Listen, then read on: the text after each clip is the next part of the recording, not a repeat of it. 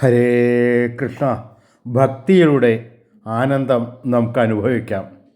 ഭക്തി എന്നാൽ ശക്തിയാണ്, ധൈര്യമാണ്, ജീവിക്കാനുള്ള പ്രചോദനമാണ്.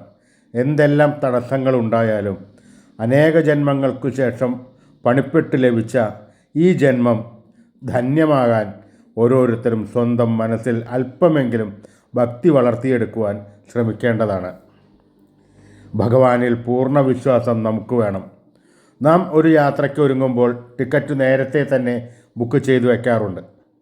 ആ ഒരു ചെറിയ കടലാസ് കഷ്ണം ഉള്ളതുകൊണ്ട് നമുക്കുള്ള സീറ്റ് ആരും എടുക്കുകയുമില്ല എന്ന് വിശ്വസിക്കുന്നില്ലേ നമ്മൾ?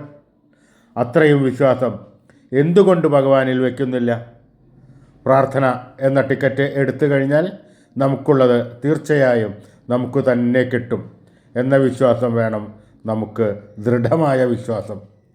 അതുകൊണ്ട് ഈശ്വരനെ ഭജിക്കൂ. ഈശ്വരൻ നമ്മളോടൊപ്പം തന്നെ ഉണ്ടാകും. ഹരേ കൃഷ്ണ.